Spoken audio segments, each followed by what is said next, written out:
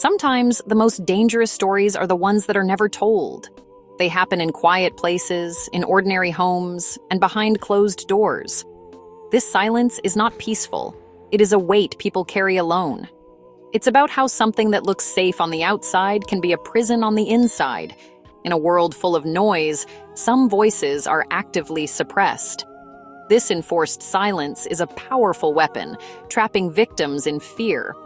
This story comes from a seemingly safe suburb in China, where education is everything. But what happens when trust is broken, when the helper becomes the harmer? We must ask, what secrets hide in the quietest corners of our lives? Ignoring a problem doesn't make it go away. It often makes it stronger. We need to listen more carefully, not just to words, but to silences. Sometimes the most important truths are found in what is left unsaid. Imagine a neighborhood with clean streets and green parks, where academic success is the ultimate prize. The pressure on students is immense, and parents seek any advantage. Enter Mr. Chen, the tutor with a reputation for results. He was charming, intelligent, and seemed to genuinely care about his students' success. To worried parents, he was a savior, promising better scores and access to top universities. His home was seen as a safe space, a place of learning. For students, Mr. Chen was a figure of authority and knowledge, holding the keys to their dreams. The female students were bright, hardworking, and trusted him completely. But this perfect image was a lie. Behind the friendly smile, there was a dark secret. Mr. Chen understood the power he had and used it for selfish purposes. The safe suburban home was a trap, and the tutor was becoming their captor. The stage was set for a terrible betrayal, hidden in plain sight. The manipulation began subtly, with Mr. Chen creating a sense of specialness. He praised students, offering extra help and building personal connections. Then came the secret, a hint about an upcoming test, presented as a special favor. "Don't tell anyone," he warned. "This is our secret." For a student under pressure, this offer was tempting, a lifeline. Once accepted, the dynamic changed. Mr. Chen had leverage. A small hint became a full answer key, pulling the student deeper into his web. She was now complicit, living with a secret that belonged to Mr. Chen. The guilt was heavy, but the fear of exposure was heavier. Exam answers were not a gift, they were a loan with high interest. He wasn't helping them, he was investing in their silence. The path that started with praise and a secret led to isolation and fear. The tutor was no longer a mentor, he was a gatekeeper, controlling her future. With the trap set, Mr. Chen demanded control, not money. He started with small, inappropriate requests, framed as innocent. If a girl hesitated, he reminded her of their secret. The threat was clear, wrapped in manipulation. Demands grew more serious, breaking down boundaries. Exam answers were leverage, holding the key to success and a threat to destroy it. The girls felt they had no choice but to comply. The pressure was immense. A bad grade could mean disappointing their family. The shame and guilt were overwhelming. They paid with their silence and peace of mind. The perfect scores cost them everything. Anxiety grew, and they felt isolated, unable to talk to anyone. Mr. Chen turned their ambition into a cage. The bright future they worked for was used to blackmail them into a dark present. Silence was a weapon used against the girls. Mr. Chen isolated them, making each believe she was alone. He used societal pressure as his ally, exploiting expectations for girls to be quiet.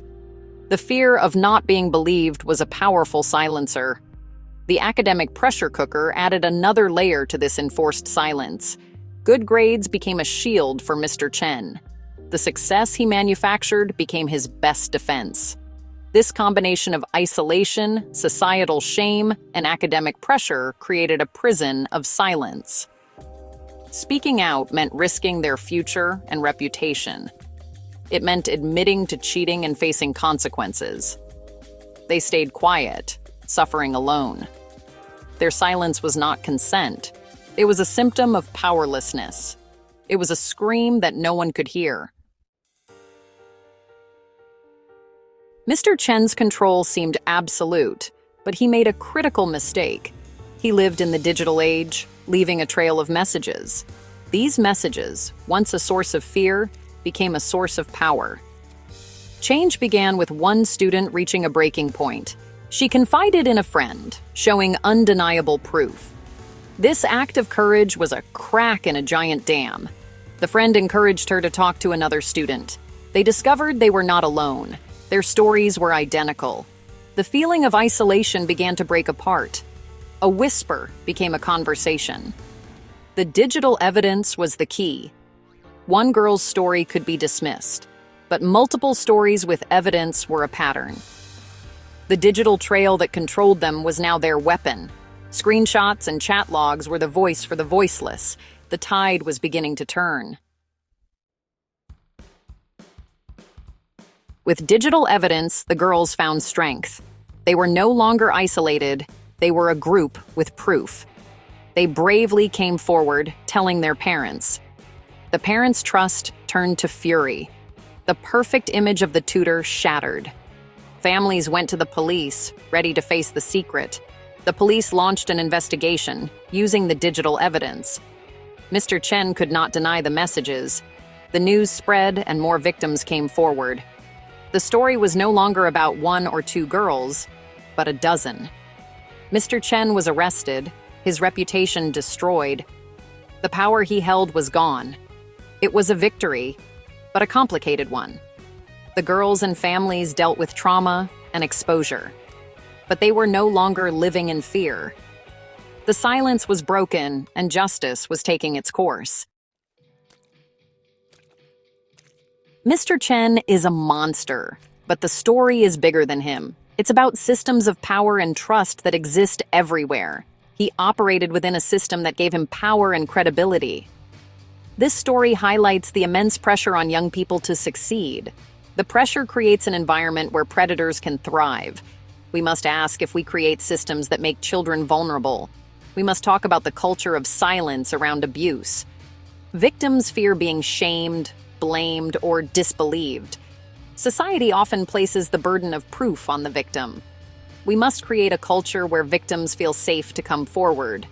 The arrest of Mr. Chen is justice, but the story doesn't end there. It warns us to be critical of those we give power to. We must address unhealthy pressures on kids.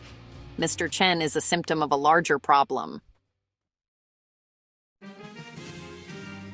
To anyone living through a story like this, it is not your fault. You are not to blame for someone who abused your trust. The shame belongs to the abuser. Breaking silence is powerful and terrifying. Your voice can change everything, bringing justice and connection. Speaking up protects others and ensures the abuser cannot hurt again. Your voice can be a light in the darkness. The path to healing is long and not easy. Seek support from trusted people. Healing means learning to trust again and rebuilding self-worth. Your strength and courage define you. This story is a reminder of courage in difficult circumstances. To the young women who were victims, thank you for your bravery. Let us build a world where every voice is heard and protected.